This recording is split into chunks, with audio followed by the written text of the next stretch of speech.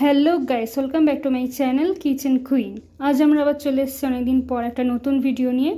আমি মাঝে মধ্যে সবসময় চিকেনের রেসিপি করি, ননভেজ রেসিপি করি। তো তোমরা অনেকেই আছো আমাকে কমেন্টে জানাও যে একটু ভেজ রেসিপি ট্রাই করতে, অনেকেই আছো ভেজিটেরিয়ান।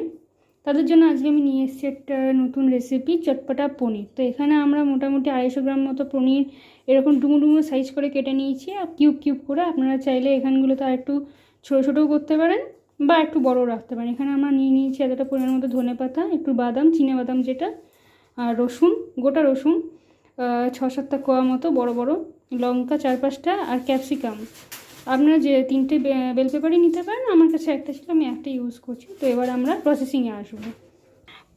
ফ্রাইং প্যানটা আপনারা শুকনো করে গরম করে নিয়েছি ভালো করে। এর মধ্যে আমরা এখানে রসুন আর লঙ্কাটা ড্রাই রোস্ট করে নিচ্ছি, আর এর মধ্যে আমরা অল্প বাদামগুলো যেগুলো ছিল সেগুলো দিয়ে দেবো। এগুলো আমরা ড্রাই রোস্টে হালকা নাড়াচাড়া করে নেব, 2 থেকে 3 মিনিট মতো আমরা এগুলো হালকা নাড়াচাড়া করে নেব। আর গ্যাসটা থাকবে লো ফ্লেমে। এইখানে আপনারা দেখতে পাচ্ছেন রসুনগুলোর মধ্যে যেরকম গায়ে কালো কালো দাগ এসে গেছে, তার মানে রসুনগুলো মোটামুটি হয়েই গেছে। এরপর এর মধ্যে আমরা ধনেপাতাগুলো দিয়ে দিয়েছি, ধনেপাতাটাও এর সঙ্গে ড্রাই রোস্ট হবে। এরপর আমরা এটাকে মিক্সিতে পেস্ট করব। মোটামুটি শুকনো শুকনো পেস্ট একটা হবে, কোনো জল ইউজ করা যাবে না। মোটামুটি ওই 4 থেকে 5 মিনিট মতো এখানে একটু ড্রাই রোস্ট করে নেওয়া হবে। এখানে এবার আমরা অল্প পরিমাণ মতো সাদা তেল দিয়ে দিচ্ছি। সাদা তেলটা দিয়ে হালকা গরম করে নিয়ে পনিরটাকে জাস্ট হালকা ফ্রাই করে আমরা এটাকে উঠিয়ে নেব। পনিরটা দিয়ে দিয়েছি, হালকা জাস্ট সটে করে নিয়ে এটাকে তুলে নেওয়া হবে। পনিরটাকে আমরা নামিয়ে নিয়েছি। এবার আমরা এখানে অল্প পরিমাণ তেল দিয়ে এখানে আমরা যে ক্যাপসিকামটা ছিল, আর আমি দেখানোর সময় একটা জিনিস বলতে ভুলে গেছিলাম, সেটা হচ্ছে পেঁয়াজ কুচি। একটা বড় সাইজের পেঁয়াজ কুচি করে কেটে নিয়েছি, সেটাকে আমরা একসঙ্গে ভেজে নেব। এটা এখানে ফ্রাইটা চলছে, মোটামুটি ভাজা হয়ে গেলে এবার আমরা ওই পেস্টটাকেও এর মধ্যে দিয়ে দেবো। এখানে আমরা অল্প পরিমাণ মতো নুন দিয়ে দিয়েছি, দিয়ে এটাকে ভালোভাবে ভাজা ভাজা করছি।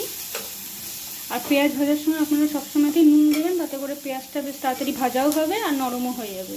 আর ক্যাপসিকামটা বেশি করে ভাজবেন না, যাতে করে ক্রাঞ্চি ভাবটা নষ্ট হয়ে যায়। এটা ভাজা হয়ে গেছে। এবার এর মধ্যে আমাদের এই যে ড্রাই পেস্টটা রেডি হয়ে গেছে, এটা আমরা এর মধ্যে দিয়ে দিয়েছি, একদম ড্রাই পেস্ট। এটা দিয়ে এটাকে ভালো করে মিক্স করে নেব।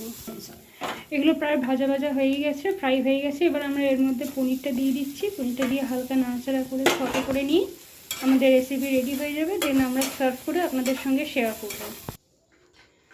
তো আমাদের পনির চটপটা রেডি হয়ে গেছে। এটা সন্ধ্যে স্ন্যাক্স আইটেমের জন্য খুবই ভালো একটা খাবার, ভীষণ হেলদি এবং ভীষণ টেস্টি। বাচ্চাদেরও ভালো লাগবে, বয়স্কদেরও ভালো লাগবে। সর্দি মুখে হলে তো একদম মানে ভীষণ ভালো লাগবে। এটা একটা মুখ ছাড়া খাবার। তো আপনারা যাদের বাচ্চাদের বাড়িতে যাদের বাচ্চা আছে, তারা সন্ধ্যেবেলা অনেক সময় টিফিনের দরকার পড়লে চটজলদি এটা একটা বানিয়ে দিতে পারেন। খুব সুন্দর গন্ধও বেরোচ্ছে, এটা স্মেলটা খুব সুন্দর আসছে এখান থেকে। তো আপনারা চাইলে এরকম রেসিপি ট্রাই করে করে জানাবেন আমাকে কমেন্ট সেকশনে কেমন হয়েছে খেতে।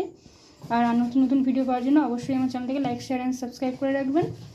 আর একটা জিনিস, আপনারা চাইলে এখানে টমেটো ইউজ করতে পারতেন বেল পেপারের পাশাপাশি, তাহলে কালারফুল হতো জিনিসটা। তো নতুন ভিডিও পাওয়ার জন্য অবশ্যই লাইক, শেয়ার অ্যান্ড সাবস্ক্রাইব করে রাখবেন। আজকের মতো টাটা, বাই বাই।